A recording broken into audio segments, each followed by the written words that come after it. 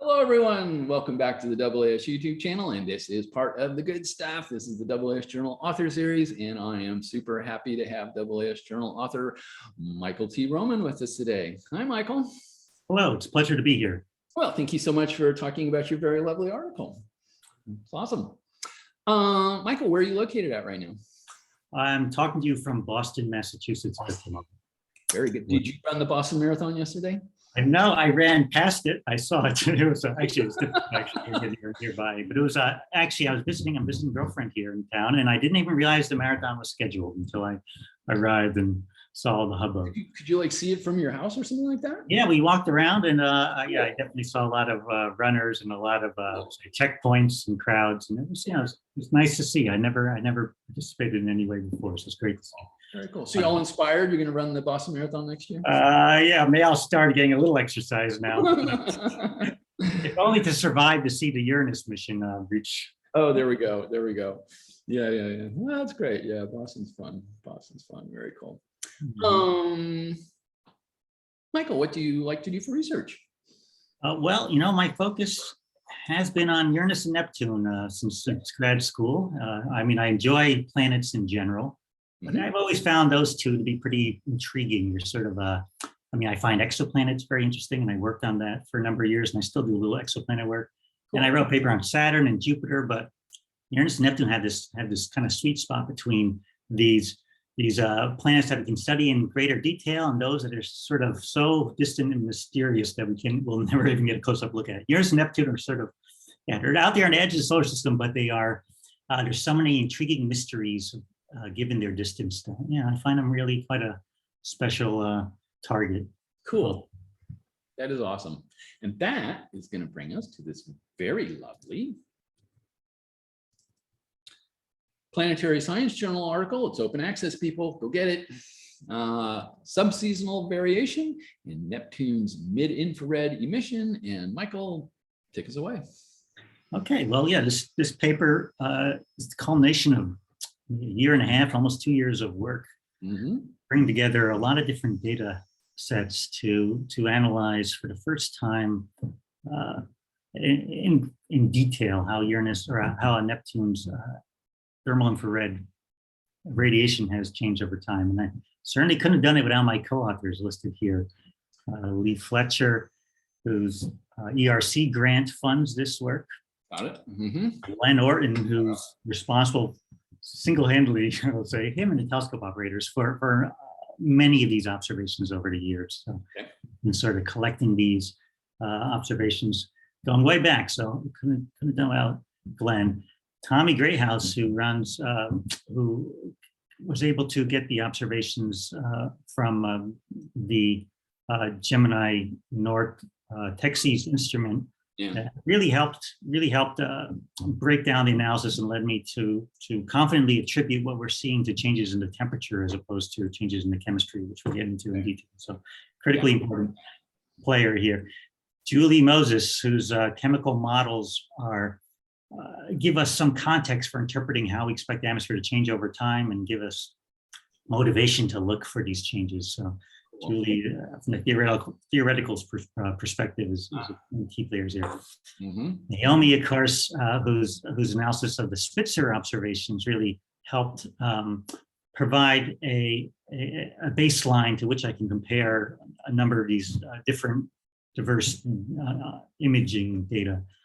So she's really critical to this. And Pat Irwin, whose code I used to help simulate the atmosphere and do retrievals.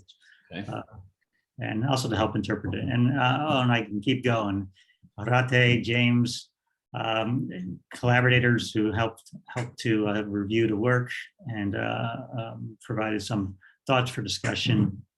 Well, that was the most awesome co-author shout out ever. I think of all the videos. That was pretty good. Oh, we're still going. I'll wrap up here. We have our Japanese colleagues who took the. I was going to say it's very international group here, right? You've got. Well, in part because I used so much data. I used all the data. I mean, basically, literally, I used every observation of Neptune taken in the mid-infrared. And as a result, I have many collaborators on this project. It's a good way for all of us to get together and get to know each other, is to to do all this. And Imka, the potter, giant in the field, and Heidi Hamel, another giant who've been observing these ice giants for a while, and their observations as well from the early 2000s fall into this paper. So yeah, it's great. I got a big family of authors here that are all interested in ice giants over the years. And really, again, to emphasize is well, I mean, maybe to set the context is that there have been studies in the past to look at how the atmosphere of Neptune's changed over time, but there's been a few observations here and there that have been compared. And when you have these sort of one here, one there, it's hard to say something about trend over time. Yeah. And so some previous studies also have looked at observations using different instruments and tried to bring them all together. But I suppose they were somewhat inconclusive, in part just because we just haven't had all that much data. These observations are difficult to do from the ground. And really you need these large telescopes, these 8-meter class telescopes to fully resolve Neptune's disk. Mm-hmm. And then you need very sensitive infrared instruments to measure temperatures on Neptune, which can fall below 60 Kelvin, so extremely cold. Look at them through Earth's atmosphere. And so the technology in order to do that, it doesn't go back that far. Maybe only the first images of Neptune infrared go to 2003. Yeah. So we have less than 20 years of data. And this is key because a year on Neptune, the orbital period on Neptune is 165 years. There you go. And so a season is over 40 years. If we scroll down just a bit, you'll see, I think, a table. Maybe just figure one. Let's go to figure one. Figure one. Let's do figure one. Right there. Okay, so different observations. You can see here as a function of time or different observations of Neptune, with different instruments at different wavelengths. We have wavelength on the y-axis and time on the x-axis. And on the very top of this too, we see a solid line that shows L sub S, and this is sort of an indicator of the seasonal aspect of Neptune. So 270 marks the summer solstice in the southern hemisphere in Neptune. Got it. 360 would then be the next equinox. And so what you see here is a gradual sort of trend of the subsolar latitude over time. It hits solstice in 2005, and this gradually kind of moves back towards the equator as it heads back towards the equinox. And all this it changes very slowly. And so if you're looking for changes in time on a planet, and presumably seasonal changes, you need to observe a planet like Neptune a very long time, presumably, in order to see these changes. Yep. And so when we only have 20 years worth of observations, it wasn't clear we would really see much at all, maybe very subtle changes. And anything shorter than that, it was maybe, not too surprising. We didn't see anything conclusive in the past. But now, I guess for the first time, bringing all these data together, we see here in this figure from different years, from different telescopes, different wavelengths. Mm-hmm. We have enough of it now to really start to say how Neptune's atmosphere has changed over time. Yes. In particular, picking up particular molecules here. Mm-hmm. Yeah. Oh, yeah. So yeah, I'll comment on that. So basically, in different wavelengths of the spectrum, you can sense different aspects of the atmosphere, different molecules radiating their energy at these wavelengths. And towards the longer wavelengths, you're sensing hydrogen. They're coded in orange, for example. Mm-hmm. And the hydrogen, since it's well mixed in the atmosphere, any variation you see in hydrogen emission across the disk, for example, we interpret it as a change in the temperature across the disk. Okay. Let's step back just for a second to say is in the mid-infrared, what you see is sort of a combination of the abundance of the gas that's emitting and the temperature of that gas. Yes. And if that gas is, say, variable in the atmosphere, you might see it more concentrated one place and less concentrated other places, and that would show up as sort of a difference. And you know what? Maybe we should look at some images as I say this. Maybe just scroll down to it might be just the very next figure or average images. Filters. We can come back to that if we want. Keep going. Atmosphere, chemistry. Well, okay. We'll stop on this one while we're here. Which one? Let's go to figure 3 while we're. Oh, there. That's the one I was actually. Okay, now we're there. Sorry. We'll do 5. Let's do 5 first. Do 5 first. So if you look at Neptune in different filters, it looks different because you're seeing different molecules at different heights in the atmospheres. Right. Yeah, and so, for example, I mentioned hydrogen. So 17 to 25, say like the fourth one over. But there you're seeing basically emission from hydrogen in the atmosphere. Since hydrogen doesn't condense in the atmosphere, it's well mixed, it's everywhere, and it's more or less the same concentration. Those differences you see across the disk are due to the temperature changes, or a variation in the temperature from equator to pole. What you see is a very bright south pole, which means the atmosphere there is warmer than it is elsewhere on the disk. It's warmer at the pole, it's warmer at the equator, and kind of colder in between.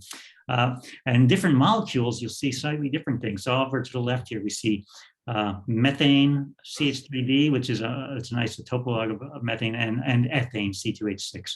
And each of these sends up higher in the stratosphere. We can look at contribution functions in a moment, just briefly, but they see something similar. They see the same bright pole, which suggests that it's warm at the pole, South Pole, up high in the stratosphere where these sense. But also you see this ethane one, it has a ring around it sort of along the edges. That means it's getting hotter as you go up higher. You're seeing sort of a limb brightening effect there. So basically towards the center of the disk, you're seeing deeper in the atmosphere, and towards the edge of the disk, you're seeing higher up. And it's brighter towards the edge, which means that it's hotter higher up, and probably also more ethane as you go higher. And you don't see that in the methane images, for example, only very subtly, because it turns out methane, as you go higher up, there's less of it. And so you don't get the same effect. But anyway, so all this to say is that you look at these different images, each one looks a little different because you're seeing slightly different things in the atmosphere. Right. But in the paper, what I try to do is analyze them in groups by these kind of classes we have here in different groups, and then to sort of bring it all together in the end and see what we say about the overall trends on Neptune. Cool. And if you go up to the previous figure, I think it was 3 or 4. Let's see what we got. 4 or 3? Let's see. Or 2. 3 is the one I was going to say. Let's do 3. Structure atmosphere. Here we go. Yeah, so here's the atmosphere. This illustrates what I was just saying before. So basically, I plot here an average temperature profile of Neptune's atmosphere on the left. This is just it's warm down deep. As you go up higher, pressure is on the y-axis. It gets colder until you reach this tropopause region there at its coldest, just like on Earth's atmosphere. You get this cold tropopause, and then as you go up higher in the atmosphere, it starts to get warmer again. And this is presumably due to the heating of the atmosphere of methane in the atmosphere at these higher heights. Sunlight is hitting it and warming it up. And also I plot there profiles of different chemicals, basically ethane and methane there. You can see how the profiles as a function of height, how the mole fraction of this abundance of this changes. And methane starts to drop off as you go up higher in the atmosphere because, and this is important later, because methane gets destroyed by high energy photons, essentially photolyzed by UV, and that methane gets converted into, it gets broken down, and those pieces recombine and form higher order hydrocarbons like ethane. And so ethane actually increases as you go up because you're taking that methane and converting it to ethane as you go up higher. And those two molecules are higher in abundance than a lot of the other hydrocarbons, and so they're easier to observe. And so these filters we look at are tuned to look at emission from methane and ethane in the atmosphere. And so you see on these plots to the right, then we have what we call the contribution functions, and these are basically indicator of what pressures, what heights in the atmosphere you are observing at different wavelengths. And I've color-coded them here a little so that all those that are sensitive to methane, for example, are shown in blue, and it's about 7 to 8 micron width of or bandpass. And you see, those sense up very high in the atmosphere. Upwards, more or less hotter from this temperature profile you can see, and a little more uniform as a function of pressure. Yeah, a little more. You do get down, if you go down a little deeper, say to the green one on the right, C2H6, 11, 13 microns. Now you're sensing a little deeper, and you're right around this part where the temperature starts to change, gets colder as you go down deeper. Yeah. And likewise, the CH3D is sort of in that same region. And so that's why you're seeing these sort of, in those images, they look slightly different because you're sensing slightly different heights. And then if you go down deeper, that's where you get towards that tropopause. That's where you see the hydrogen emission from deeper in the atmosphere. Mm-hmm. And about 10 or around 17 to 20 microns. There's also one thing I neglected to mention so far that becomes key is that we see this one on the right, the H2S1, 17.03 microns. That's the contribution function in dark red from emission from hydrogen at this very discrete line of emission from the stratosphere from the hydrogen quadrupole emission. We call this H2S1. And what's important about this is that, like the hydrogen emission below, it is an unambiguous indicator of the atmospheric temperature, because hydrogen, again, is well mixed through the atmosphere. And so any variation in that as a function of time or as a function of latitude across the disk is an indicator of the stratospheric temperatures changing. And what we find is that comparing that to the observations of the ethane and the methane, these other wavelengths, you see a correlation there that gives us confidence that the variation we see in all these wavelengths is due to variation in atmospheric temperatures over time.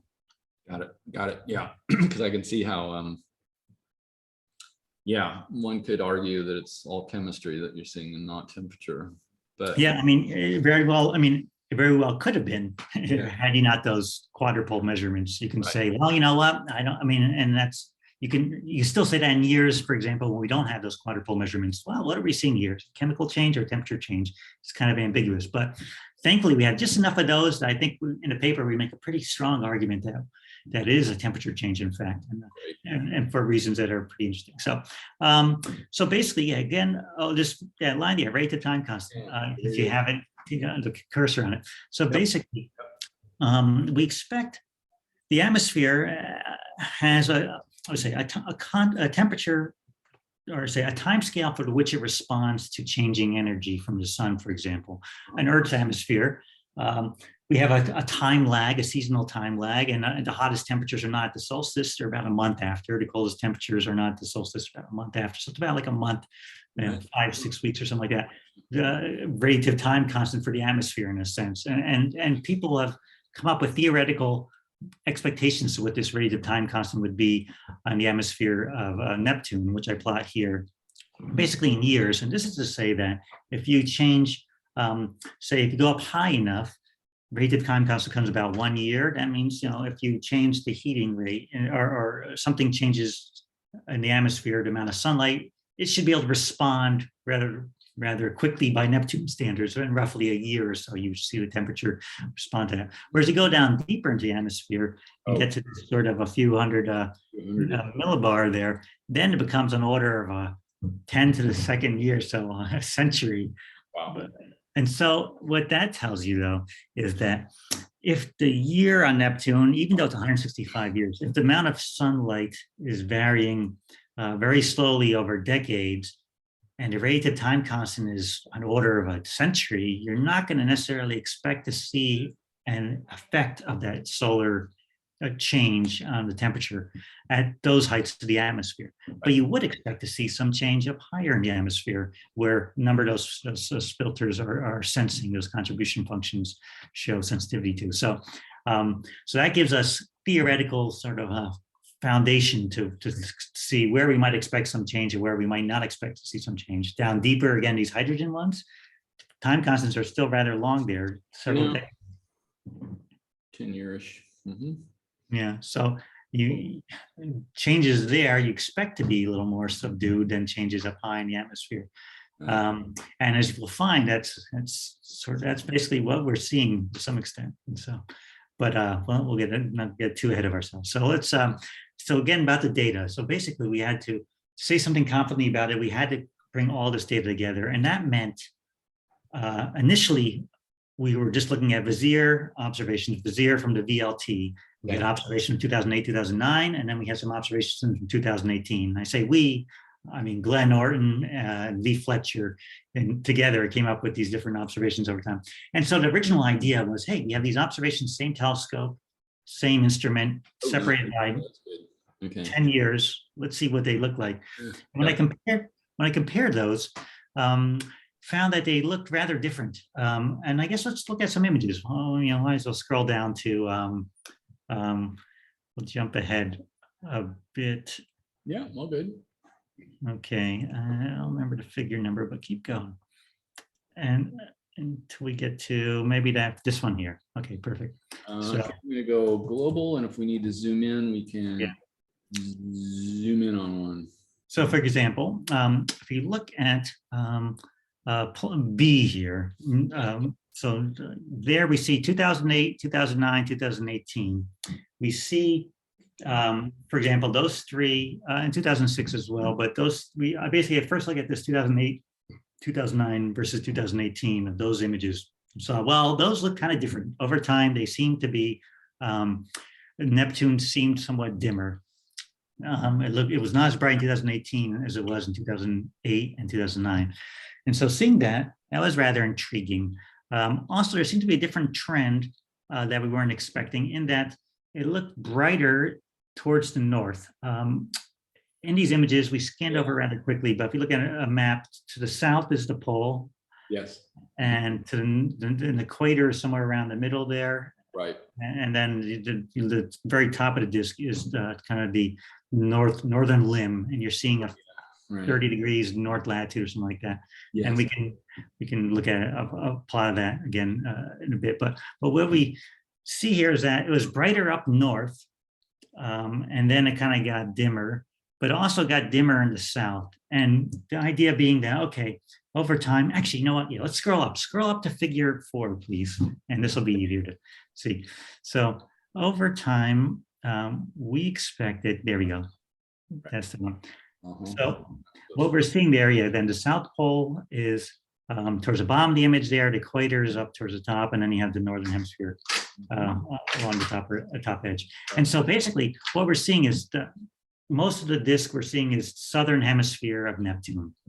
And that Southern Hemisphere of Neptune has been in sunlight since the equinox in the 1960s. And it's been in constant sunlight at the pole there, even since for decades as a result of that. And so it is summertime. We expect over time the amount of sunlight, though rather dim at Neptune, 1/900th of what we have at Earth, it's still going to have an effect, presumably, on the temperatures in the atmosphere. We're expected to start getting warmer in time. And so our first sort of naive assumption was that we're going to be looking for a detection of warming in the Southern Hemisphere between 2008 and 2018, because as a decade passed and with some delay, you expect the temperatures to be getting warmer.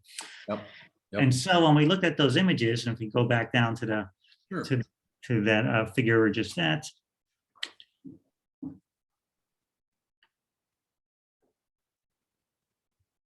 we found that we were seeing, actually, it looked like it's getting cooler in the south, which was surprising. And so to try to give an idea of like, okay, well, what are we seeing? Are we seeing something that's true or anomaly? We're gonna need more data. And so that set me on a quest to kind of find all the data we could find. And I would look through archives and try to find like, okay, here's another observation of Neptune at this time from this telescope, and went ahead and learned how that data was organized and how it could be reduced, and then calibrated it and then compared it to this. And then he started seeing like, oh, it agrees with this. Interesting. And what about the next year? And then you compare those, like, oh, wait, doesn't agree with this one. And now what's going on? And basically continuing to go through scouring all the archives of all the major telescopes out there. Very cool. Gemini, European Southern Observatory, Keck, Subaru, looking for essentially Neptune data in this range, and then calibrating it, reducing it, calibrating, and comparing it to see what we have. But there's a challenge here, this sort of a subtle thing, is that each of these observations differ in terms of their intrinsic wavelength by a little bit, because you have different instrumental filters and this sort of thing. Yes. And if we actually, if I ask you to scroll up to figure 2, please. All good. It's all good. Figure 2. Let's take a Maybe 3. filters. That was a filter plot.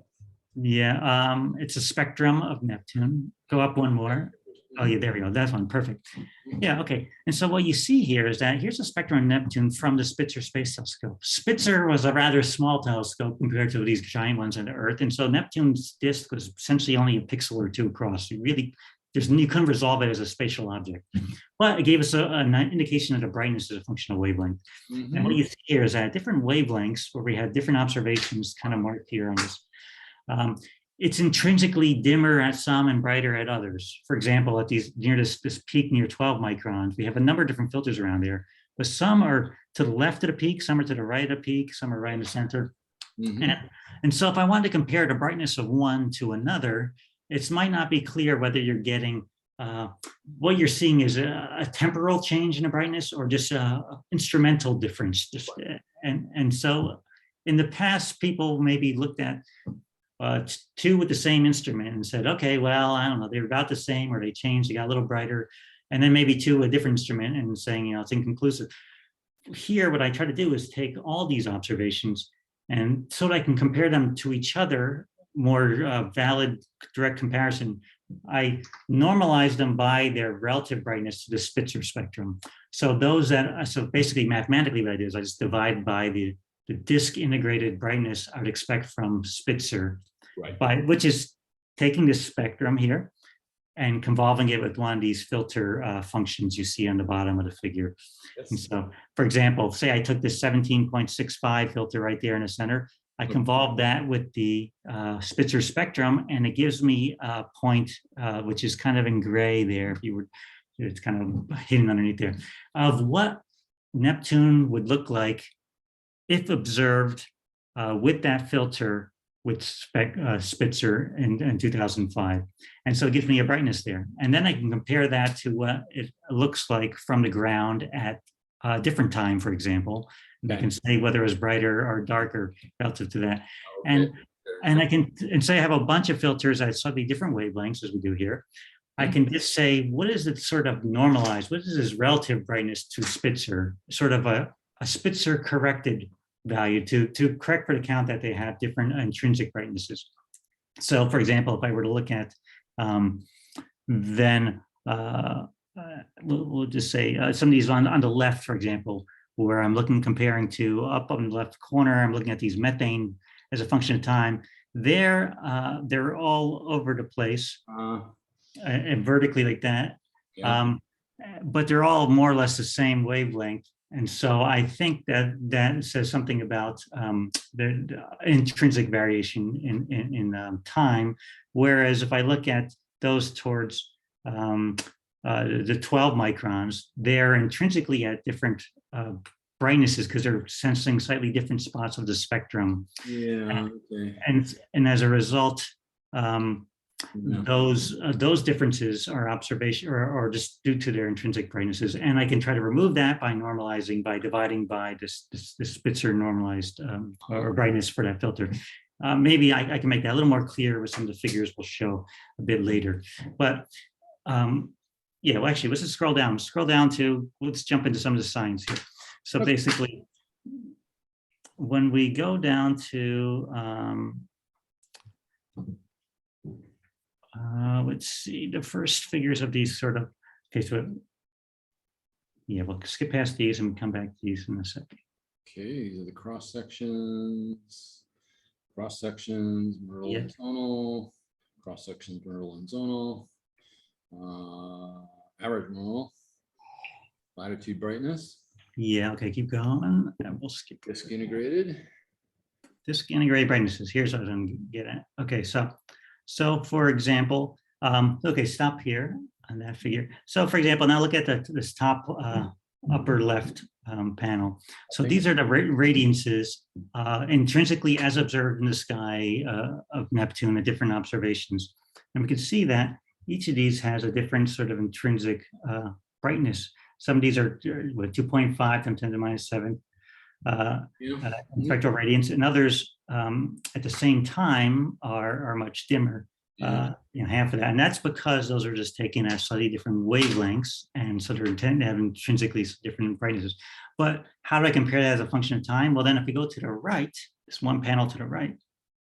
Oh, very good. Yeah. So now I've normalized that by Spitzer to try to remove those wavelength dependent differences and reveal just temporal variation in the brightness. And we do that, we get something as a ratio to Spitzer that changes a little over time. And we see there's sort of maybe a dip in 2005, but then a kind of general decline between that and 2010.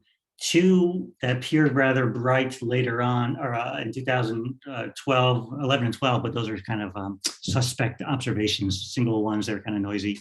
So I wouldn't put too much into that. But these ones in 2018 and 2020 are very good observations, and they appear much darker than those earlier on. Maybe somewhat more like we saw maybe in 2010. And so if this is in one wavelength, the ethane, if we scroll down and do the same for methane, you see a pretty clear decline in brightness over time. All right. Yep. Unfortunately, no one's been taking those observations since 2010. Somebody stopped after 2010. Oh. Yeah. But I'm working on that, and that's the next paper.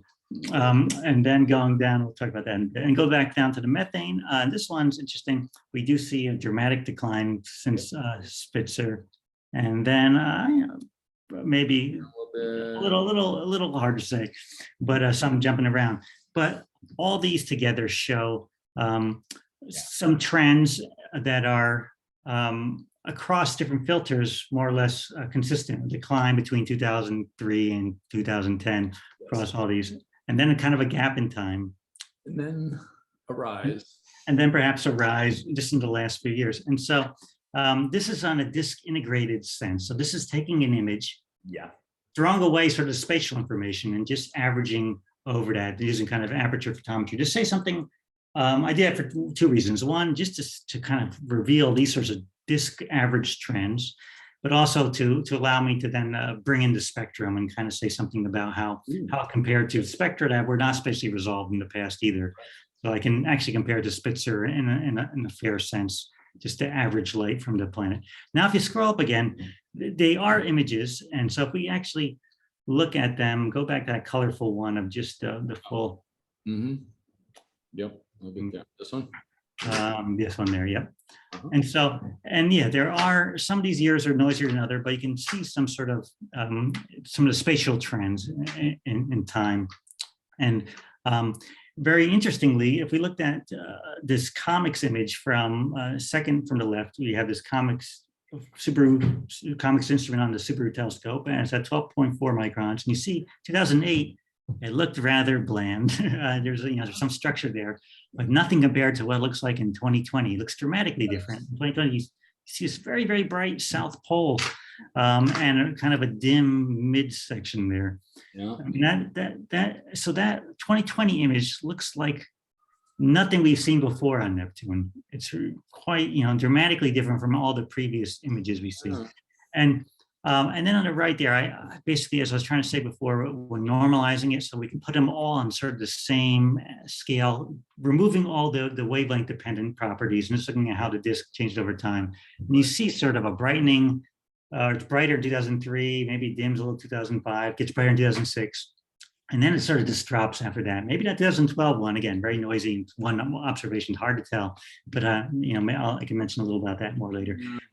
All and then until 2020, then you get this sudden brightening down the South Pole. That just stands out of the whole record. It's something. Yeah, and you don't really see that.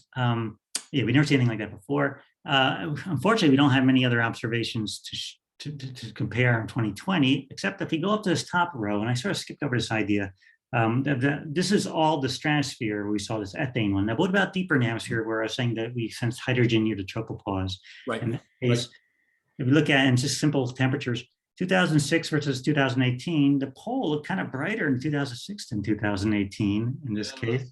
And if you look at the 2008 versus 2020 comics, same thing. The pole looked kind of brighter in 2000, like earlier in the 2000s than in the recent years. Is that something what's going on there? We look at the now a full sequence where I've corrected for the wavelength dependence, and we see these two. Earlier 2003 also had a brighter pole. And then 2008, it looks somewhat dimmer when you account for the wavelength dependence. And then by 2020, this looks like the pole may be significantly dimmed in the trouble pause, even though it seemed to get brighter in these up in the stratosphere in these later ones. So there's some sort of trend going on there that's intriguing.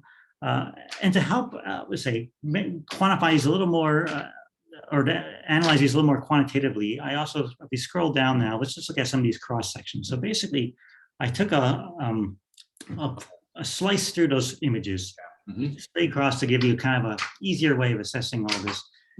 You see basically for the same thing, here's for again the hydrogen images, and you see the south on the left and north on the right, and basically you have a south pole, and then a drop at mid latitudes, and it kind of gets brighter near the equator, and then it drops off towards the end of the disk. And if we do that for all of them in the bottom row, normalizing by their wavelength, so we remove all that wavelength dependent, and you reveal just this temporal variation. What I show here is 3 panels, and to explain this is one is a north-south cut that's on the left, and that's sort of going from, like, interesting, from the north edge to the equator to that south pole, and you can see how the south pole is that spike in 2003 and 2006, and then it kind of gets dimmer in other years. Then to the right, right of that, I show an east-west cut, and I do this I do this to try to take into account that maybe observational differences, say the amount of seeing one night, may affect how sharp it looks. Right. And so maybe the pole is just brighter in one night because the seeing is better, for example, or something like that. But what these show on the right is that the trend you see from equator, or from in the center panel, I should say, the trend you see from the equator or from the center of the disk to the east and west side of the disk is pretty much the same in all these cases. It doesn't vary all that much. And if you look at the actual, now the south-north minus the east-west, so you kind of try to subtract out the variation you're getting left-right in the image and just look at them up-down. Okay. Then you get this panel on the right. And it shows when you do that, you get the pole really stands out as it should, because it's not just some sort of edge effect. It's something, distinct feature in the planet. And you can see how most of this, the disk does not change much in brightness as a function of time, except that pole.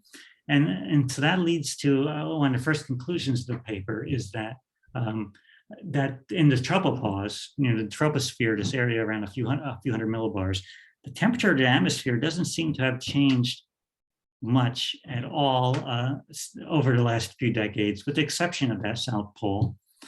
And previous studies had compared some of these observations to Voyager observations and found they're more or less consistent at most latitudes. So this is to say that Neptune's tropopause, with the exception of the South Pole, hasn't changed by more than a Kelvin or so in over 30 years. Wow. So it really hasn't changed by much. Whereas in the stratosphere, as we saw, and you go down to the next figure, the stratosphere appears to have changed quite a bit in brightness. And here we do the same thing, cuts north-south through east-west, and then the difference between the two.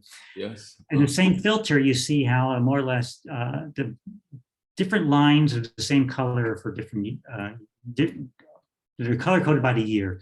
And you can have different observations, say 2 different nights in a row in the same year, and they're right on top of each other, which means that the calibration from one night to the next is pretty good. They line up very well.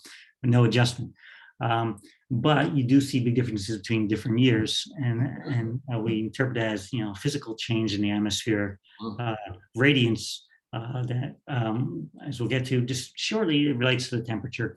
And if you look at this for down the bottom panel now, you see there's quite a bit of variation. Unlike the hydrogen one, you see it varies quite a bit, and not only in the magnitude of these curves, but also the shape of them. In some cases, they're more symmetric. In some cases, they're more asymmetric. Wiggles. Yeah, wiggles. And so it says something about how the disk, how the brightness changes a function of latitude across the disk. So, okay, so now scrolling down, I guess we should probably start to get to some of the conclusions here in terms of, let me just summarize this by this process of analyzing how the disk changes over time. Oh, here's another one, for example, this one is the 8.6, and this has a bit more variability even. Yes. And it looks like in terms of general brightness, it was brighter in 2003 and it got dimmer for 2009. This is what we saw in the plots of disk, the total disk integrated brightness is sort of a linear trend over time. Right. More or less stopped in 2009 when the data stopped coming in, but a very pronounced dramatic drop in brightness, more or less the same shape in each of these cases, but dropping in overall brightness. If you scroll down a bit more, you'll see then here's doing the same for all the images that sense methane in the atmosphere. These are a lot noisier. These seem to spread around quite a bit. Now the question is, why is that? To some extent, these are harder to observe from the Earth's surface, and so there's more intrinsic uncertainty in them. Maybe it's about 30% uncertainty. But some of these changes are far more than 30%. And so it makes either there's something unaccounted for error in the calibration, or these tend to show much greater variability than the other filters. If you recall from that contribution plot we showed earlier, these sense the highest in the atmosphere, where the relative time constants are the shortest. So it is possible perhaps you're seeing more variability at these higher heights and less at the deeper in the atmosphere that you saw. And if you scroll down, there's sort of, here's all of them together looking at just sort of the general shape in time. And you see in some cases, the disk looks more symmetric. In other cases, it looks kind of more asymmetric in certain years.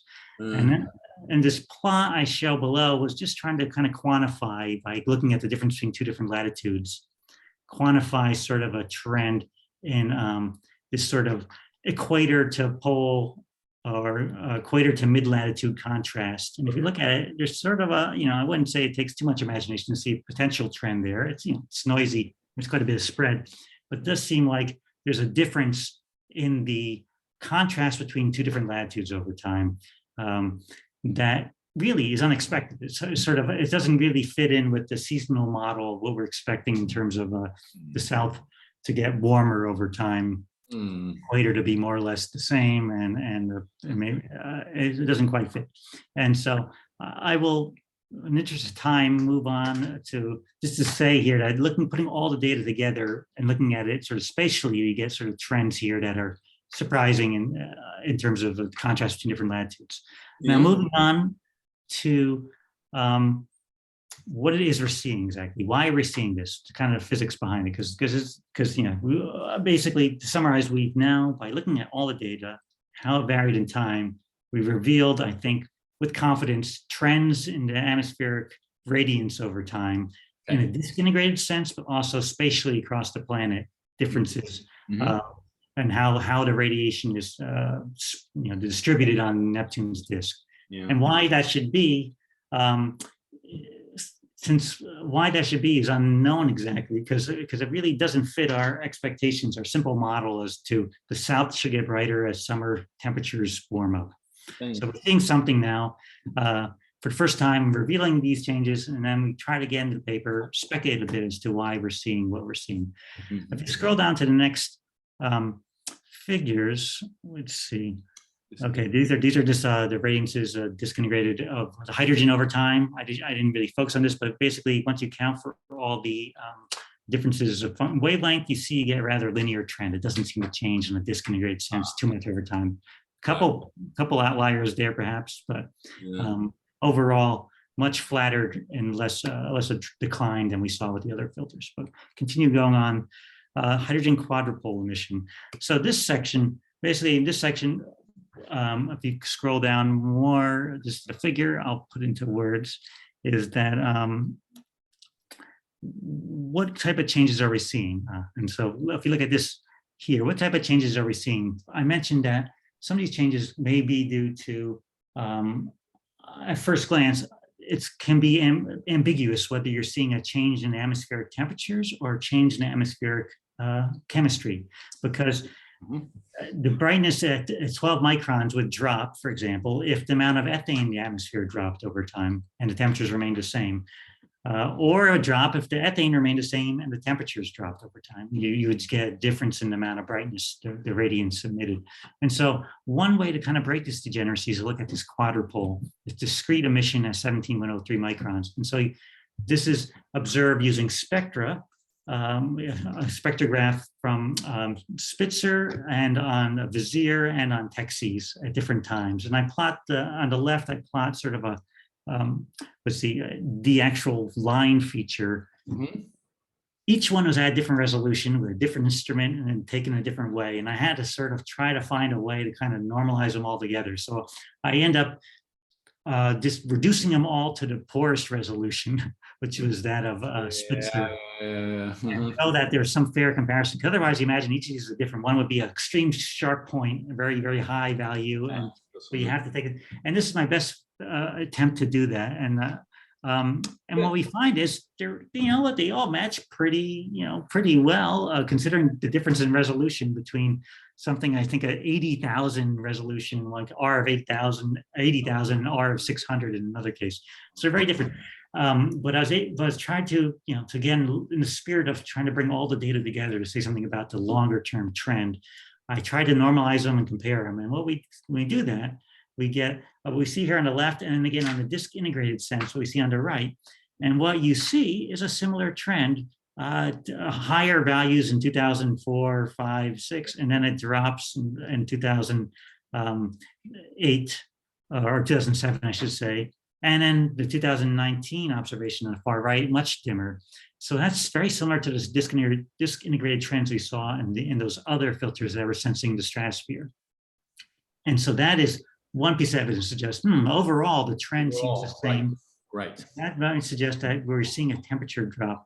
But then if you go down to the next figure, or the next two figures, so this is a plot of, as a function of across the disk, comparing those different quadrupole, spatially the different quadrupole features to comparing them on the left, the quadrupole, and then on the right, ethane images sensing ethane. And I do this to show that they have a similar sort of appearance once again. And that may be even more clear in the next figure, where I think I show an image of these on the left here.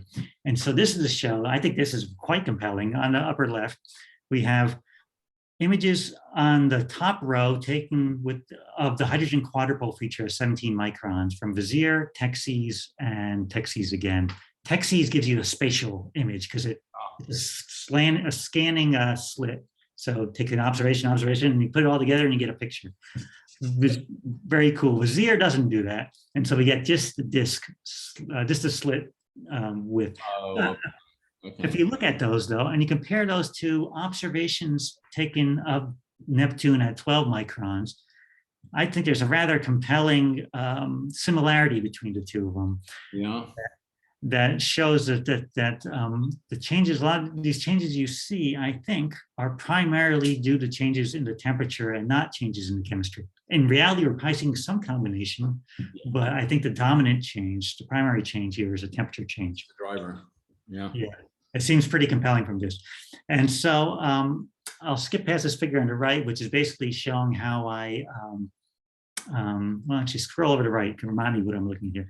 Basically showing how I simulate the data to sort of compare my model of the temperature structure in the atmosphere to the actual observation.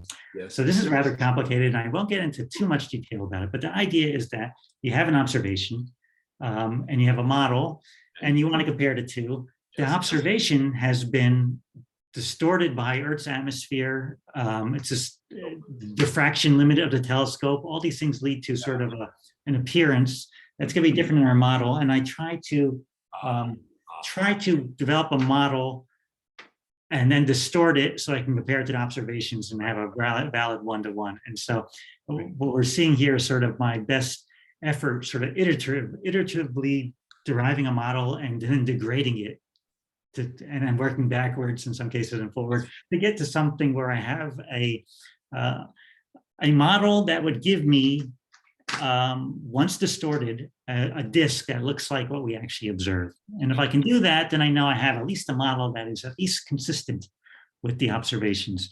And I show this data versus synthetic there, for example, and they're pretty close. And they give me, lets me know that at least my model, this temperature structure would give me this observation. So if we scroll down, and now, that's all I'll say about that for now. If we scroll down, we get to the next figure, which is basically a comparison between some of these data and models. Okay.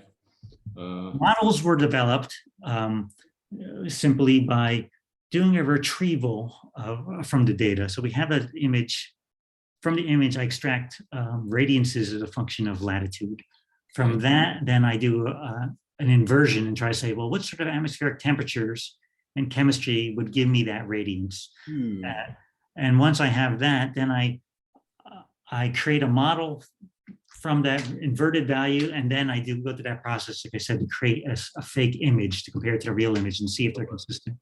Right. And I find, basically, it's a little complicated, but I do two different models. One where I look at just, in the retrievals, I look at just the ethane images, because those are high quality and they're reliable.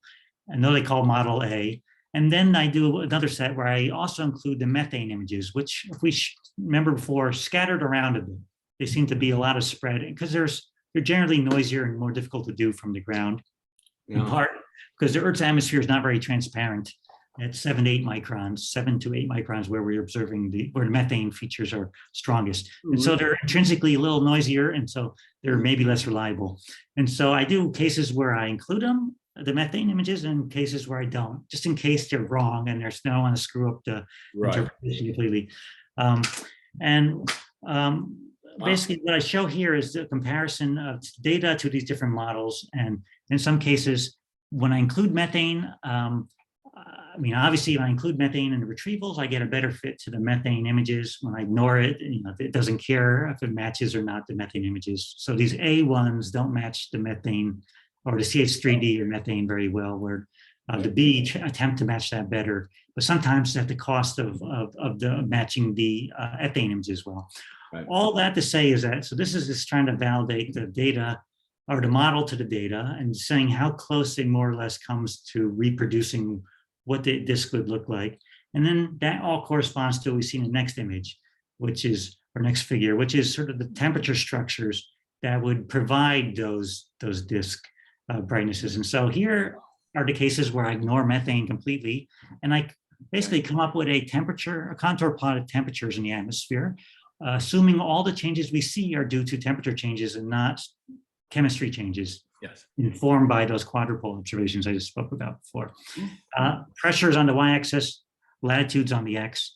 And what we see is basically over time, you end up with a structure in the troposphere around 10 to the -1 bars. That means roughly the same. You have two cold patches, one around like mid latitudes of 40, 50 degrees south, and then one around 20 degrees north, where it's colder than other latitudes.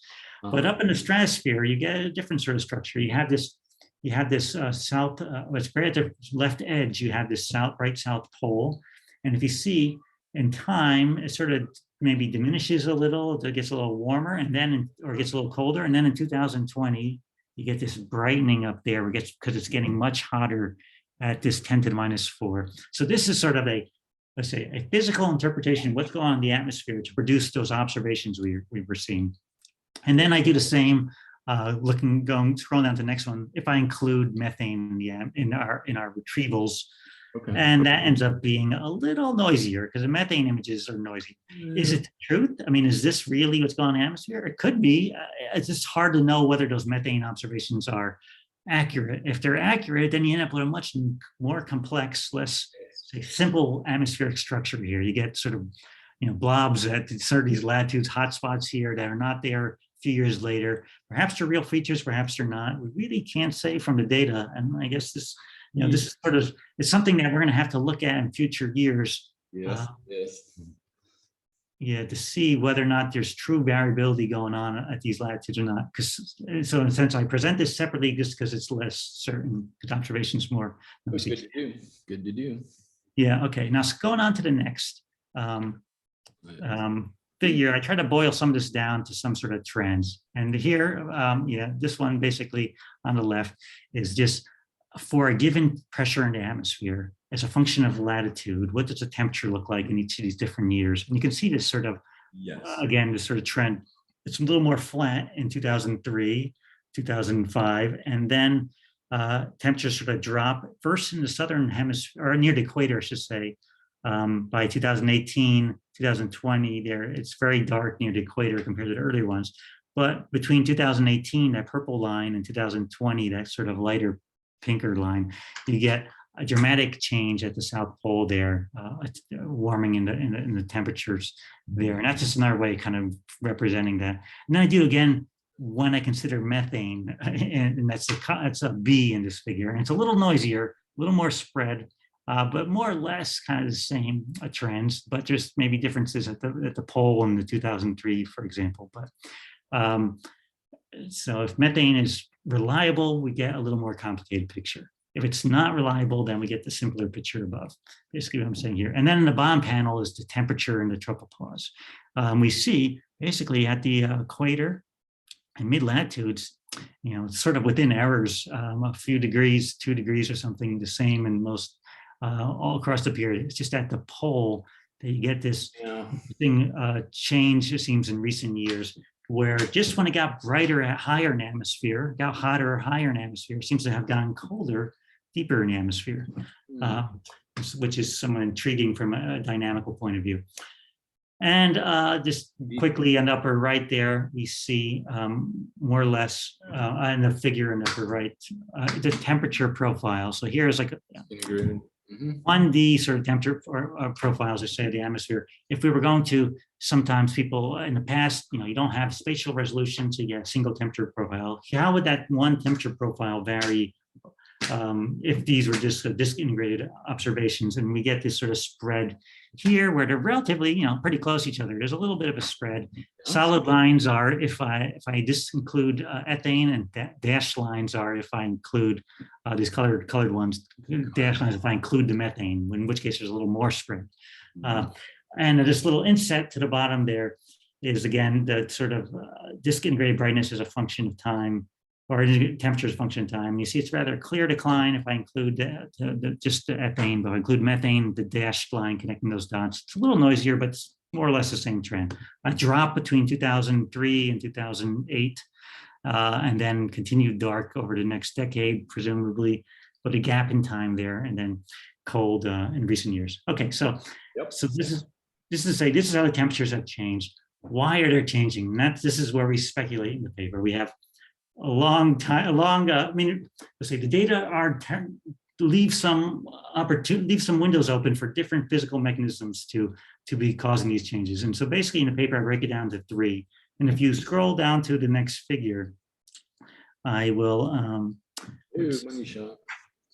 see, okay, here. So this complicated figure where I throw everything together as a function of time on Neptune to try to reveal some sort of trend in time, and from that infer some sort of physical mechanism here. And so basically, I break into 3 different sort of possible explanations. One is a seasonal change in the atmosphere. Sure. Another is a temperature, is a weather, just random weather could be affecting Neptune's atmosphere. We don't know for certain.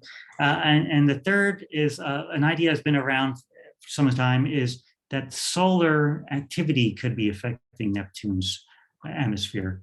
And so to look at all these 3, both these 3 things together, I plot this figure here of a number of different parameters. And the top panel, for example, I look at the solar cycle is represented by the solar Lyman alpha radiation as a function of time. It's in purple. And you see, for example, this is roughly 11-year solar cycle with a maximum in the early 1990s, early 2000s, sometime in the mid 2010s, 2014. And then we're just past a minimum recently. Yeah. And so I note that our observations show that Neptune was at its hottest and brightest in the early 2000s, which was near the time of solar maximum. So could potentially there be some sort of correlation there? Well, it has been suggested in the past that Neptune's disk integrated albedo in visible light has changed over time. If you look at the second panel, these blue and green dots are Neptune's average magnitude over time. And so it's been getting brighter over time, but people notice that maybe there's some long seasonal change going on there. But if you kind of detrend that, if you remove the average over time, you end up with a higher order variation. And that is plotted in the very top panel as this dashed line there. And people in the past had made a connection that when there was a solar minimum, Neptune was brighter, starting at the left. And in 1990, when when the sun was at solar maximum, Neptune was dimmer. And then it looked like it was getting brighter when it got into the next solar minimum. And sometime in the late 1990s, people said, oh, there's a correlation between Neptune's brightness and the solar cycle, perhaps. Then we got to 2000, and we see that Neptune, it's a solar maximum, but Neptune is actually brighter. So the trend, this inverse between the two, seemed to break. And so everyone was like, okay, well, maybe there was nothing there. But if you do look at this trend as a function of time of detrended brightness of the disk, you might say that there is some potential correlation, possibility for a correlation between that variation and maybe some of the variation we're seeing in the infrared. Because if you look at some of these points as a function of time, it looks like the infrared was getting brighter over time. Some of these gray points, I feel neglected to mention, are historical observations taken from spectroscopy, where I've converted the spectroscopy into, I converted those into a disk integrated brightness, similar to what I did with Spitzer. And just to give a longer trend here, and they show sort of a general, it was dimmer, darker, colder in the past, and it brightened over time. And then there was this maximum around 2000 in the, the detrended visible albedo, but also near that time in our infrared. So perhaps we have something going on here. Perhaps there's some sort of physical connection between solar activity and the temperatures in Neptune's stratosphere. It's been suggested in the past, and this is I think stronger evidence, compelling that there might be something there. Intriguingly, it's sort of an offshoot of this. I looked at the clouds on Neptune as a function of time. And the second panel here, you see these, I plot here, those little gray things. Those are basically the number of little tiny discrete clouds you see in, say, Hubble Space Telescope images over time. Sometimes Neptune, if you look at the disk, it's blue, and in case you have these little bright white clouds. And people have in the past suggested that there seems to be some sort of cycle where Neptune is fewer clouds around the 1990s, mid-1990s, more around 2003, and then less in the mid-2000s in 2010. And they suggest it's about 5. I remember the author of the study where I got these values from suggests there seems to be about 5-year variability in the amount of clouds on the planet. But I note when you plot those on top of the solar Lyman alpha, there's a pretty compelling correlation possibly there as well. So what we need to do, I think, is now look at the amount of clouds since the study ended 2011 there, and look to see whether or not we're seeing some sort of correlation over time. I know Imka DePatter has a student that was looking into this question right now, but I note that right now, or the last few years, Neptune has not had many clouds in the atmosphere. If you look at the recent Hubble HST Opal observations, for example, which I show one down below in the paper, it's rather void of clouds at times. So perhaps there seems to be some link now between the discrete clouds you see and the variation in the solar cycle, perhaps, which is intriguing, and it requires sort of a physical mechanism to explain that, of course. And it's a nice sort of a open question that we can maybe discuss more. And finally, this last one, I plot cosmic rays as a function of time, because those are related to the solar activity as well. Those are inverse. When you have solar maximum, you have minimum amount of cosmic rays and vice versa. And also there, I plot it's the subsolar latitude is again is a sort of a proxy for the seasons on the planet, solstice 2005, and then those we call it colored little icons there are now, as I plotted it in a figure earlier, the radiances at one latitude versus another to show sort of the contrast between the equator and the mid latitudes, because that seemed to vary a little with time, to see if there's some sort of trend in that. And I guess what we're seeing basically is as the planet gets overall colder, the contrast between the equator and the mid latitudes seem to sort of increase as well. So anyway, so I put all this together to try to say something about the temporal trend in time and how it can maybe relate to other physical mechanisms that could potentially be producing these changes. And I throw all this up here, but I say it with not ashamed to admit that basically we need more data in order to say anything for certain. These are all just correlations that are, any statistician would be, well, you're going to need a little more than that to prove strongly. But I think it's compelling evidence that there may be solar activity influencing Neptune's cloud activity and maybe even its temperatures. There may be a seasonal component, or perhaps if there's some variability beyond both those things, it's just due to random weather that could, have effects on longer periods of time. On Saturn, for example, we saw storms in 2011 that heated up the entire stratosphere for years. And so, and throughout the rest of the discussion paper, I basically look at a couple of these things. So if we scroll down a bit more, we'll see, for example, what do I say there? There's seasonal effects. Weather. Yeah, and solar effects. And here an example is comparing an image of Neptune taken in the infrared in July 29th, 31st, 2020 versus an image taken just a few weeks later from the Hubble Space Telescope in the visible. And you see it doesn't have many clouds on it, has a very distinct dark blue spot up there, which is a feature that is just discovered in 2018. That is doesn't happen all the time. Occasionally you get these spots. And so perhaps I can speculate that whatever disturbances are producing the spot in the atmosphere, perhaps it's in some way related to these larger scale changes we're seeing in the temperatures up higher in the stratosphere, or the lack of clouds in general on the planet. They may all be related in a sense. And it's hard to say without observations over even longer period of time into the future. So I mean, to say is that we have an open mystery here. What's producing these changes on Neptune's atmosphere? It could be a combination of all these things, or it might not be. It might just be primarily due to seasonal changes. Let me just say that I didn't get into the chemistry too much, but the one possible theory that I like is this overall trend in time and brightness over time could be due to a change in the chemistry over time that has an effect on the heating and cooling. And I get into the paper here based on some modeling that a fellow named Vincent Hugh has done for Saturn.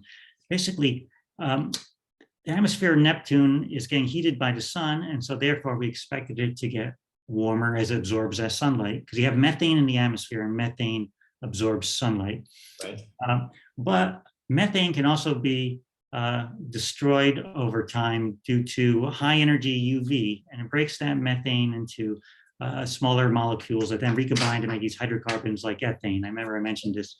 Now, ethane and these other hydrocarbons, they don't absorb visible sunlight and heat up the same way methane does. They actually tend to effectively radiate heat and cool the atmosphere.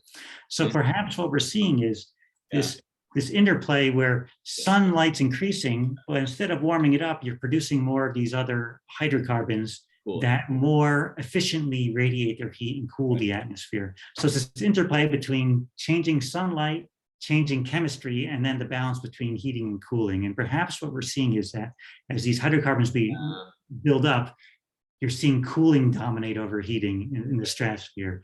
And so the atmosphere and stratosphere is getting colder with time as the chemistry changes.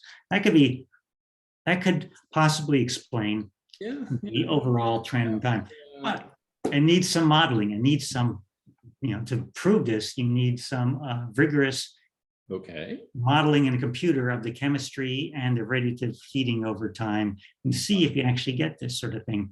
And it wouldn't explain necessarily the rapid changes we're seeing at the pole between 2018 and 2020, for example. If you remember how it got very bright in the stratosphere. Yes. That would not occur due to a slowly increasing amount of ethane being produced in the atmosphere due to the photolysis of the methane. So that requires some sort of something that acts on much smaller timescales, subseasonal timescales in the atmosphere. And that would require some sort of maybe dynamics or storm activity, something that we really can't say. Yeah. And so, I mean, that brings us to sort of the conclusions here is that we see changes in the stratosphere of Neptune, and also in the troposphere, recall, at the pole, that we really weren't expecting to see. We can try to explain what we're seeing, but we can only really speculate. We didn't expect Neptune to do this, and we don't know what Neptune's going to do next. And so basically, it's a mystery that we need to in order to resolve. There's only one way to do it, and that is more observations and just start to monitor how it changes over time. Now we're lucky we caught it sort of at this point where it's made it change suddenly, because had we didn't observe Neptune, we might not realize there's this sudden change going on. Yeah. And now we caught it early on, smoking gun. We saw it wasn't there in 2018, it's there in 2020. So within 2 years, we had the sun brightening. And it happens right at the beginning of near solar minimum. So solar cycle is picking up over the next decade. So one thing we can do is continue to observe Neptune over the next 10 years, as frequently as we can, once a year ideally, and to see how it changes over time and compare that to the solar cycle. And if there's some correlation there, that's all great. That will strengthen, we'll need to come up with better theories to explain why it's responding the way it is to a change in the amount of solar UV, for example, over time, which varies significantly over the course of a solar cycle by 40% or so. Or if we see no real correlation in the solar cycle, then maybe we can kind of rule that out and say, well, just coincidence, perhaps, as compelling as it looked, it was, it doesn't happen all the time. And it's more of a seasonal effect.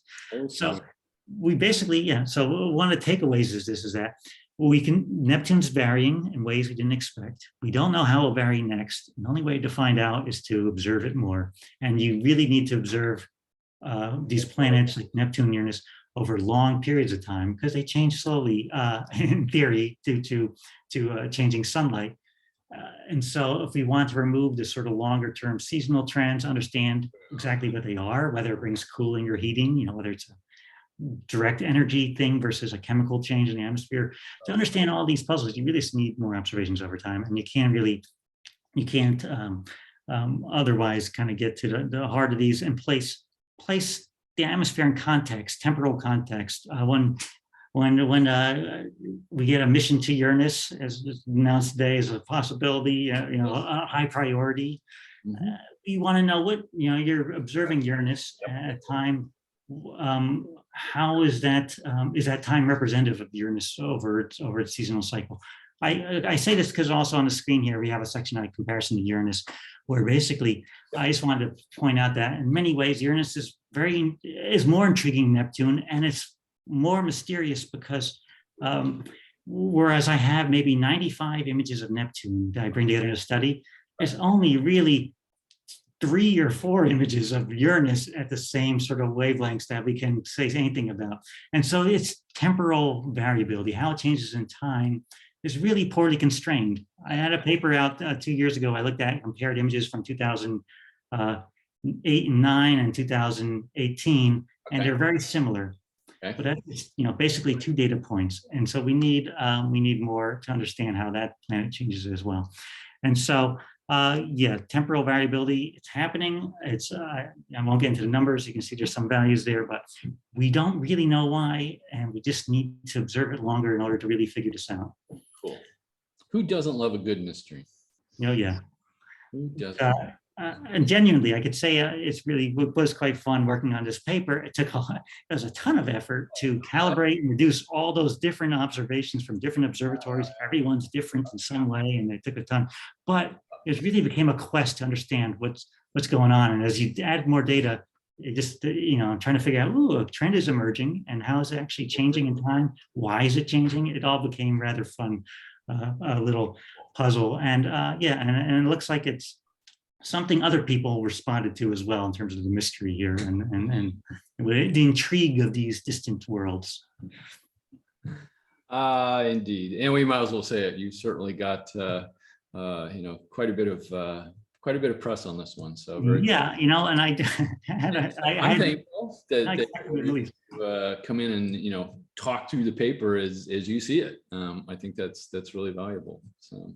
Yeah, well, yeah, and there's a lot of paper here to talk about. Hopefully, I'm sure I skipped over some stuff, but actually, maybe I went too long. I don't know, but it's been, yeah. It was essentially nearly 2 years of work that went into it, and it was, over the pandemic is sort of this is what I did. It was a lot of being locked in. I currently work in Leicester, University of Leicester, yep, in England, and so I'm spending a few years overseas.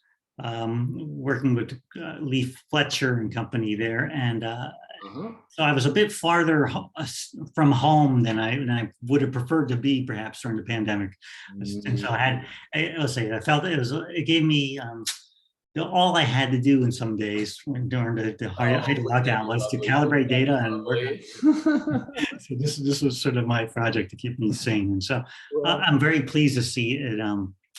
It's a paper that I'm pleased with in the end. It came out, I think, well, and I'm very pleased to see unexpected positive response from not only my colleagues, but beyond and into the media. And so I got to even speak live on television in Australia about it the other day, which is something I was far beyond my typical comfort zone. But this is intriguing stuff, and it's sort of fun to share.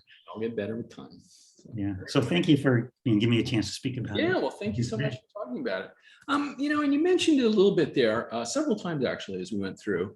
And I would totally agree with you that what we need is more observations particularly over a longer time baseline. So where do we go with this, let's say, over the next 2 to 5 years? There was a planetary decadal that just came out. I think Phil Christensen was heading that up, or at least partially heading that up. Are there theoretical calculations to be done, right? Because people do sort of these global circulation models. Yes. And if people applied that to Neptune, and so other than more observations over longer time scales at multiple wavelengths, I understand. Where do we go? Sure. Well, so the theoretical aspect, there's definitely work to be done here. As I mentioned, modeling the chemistry over time, people have done. Julie Moses has looked at the chemistry over time, but those are already somewhat limited in terms that they didn't look at the consideration of say dynamics, how the atmosphere winds are blowing and moving things around. So that can affect the distribution in the atmosphere. That's something that should be considered. But then what someone has to do is model how the temperatures would respond to the different insulation over time, given the chemistry and given changes in the chemistry over time. Wow. So just sort of this bringing together a radiative model and a chemical model together. That would be a simple step that would help to unravel this and really explain whether or not that could be the reason behind the cooling, for example. And that's a simple theoretical problem. Not simple. That's a theoretical problem that's defined. So, it's something that I'm working on with colleagues already, but it's something that I think it needs to be done in the next few years to help us understand both Neptune and Uranus, but Neptune in particular, just given the variability we're seeing. And you had mentioned, I think that was news to me. So do we have an approved mission going to Neptune, or the outer planets, we'll say? Well, the decadal survey came out today, and there was a Neptune mission under consideration, this Neptune Odyssey, but they said that the decision of the decadal, the recommendation is that a mission to Uranus would be preferable because we already have concepts that are more or less developed for that. It's nearer, and that would be sort of the higher priority for them. Uranus is an intriguing place. It's just as well, right? Really, we learned about ice giants in general. Yeah, and as you pointed out later in the paper, there are parallels between them. So if you learn a little bit about one, you're probably going to learn a little something about the other one. Absolutely. So. And as as I mentioned, Uranus is even more difficult to observe from Earth. Really is. It's a tough planet. It's colder. There's less of those hydrocarbons up high, and so it becomes a more challenging target. And you know, and also with half the planet sort of turned away from Earth for so long, given its extreme tilt, the only real way to, you're not going to see the other side of the planet for decades. And so having a planet, an orbiter go around is a great way to do that. And so, yeah, Uranus is a great target. I have they made a great decision. As much as I love Neptune, even you couldn't lose. Either choice is great. And Uranus, for me is also a planet that's extremely intriguing. So I'm really quite excited. I'll have to pace myself because it's talking about decades away. But I love several decadal. Well, our timing is impeccable here since a decadal came out today. So that's awesome. Yeah. So I think this paper has got a lot of interest, raised a lot of attention about Neptune, I think. And I think ice giants are on the minds of many. So this is perfect timing for the announcement of they're really their time to shine, I think, the two planets, Uranus and Neptune. Cool. Michael, thank you so much. Appreciate it. It's been a pleasure. I'm glad I can speak to you today. And that'll do, everyone. And I hope this made your astronomy day just a little bit better. Enjoy reading that planetary decadal survey, and we will see you on the next one. Bye-bye. Take care. Bye-bye.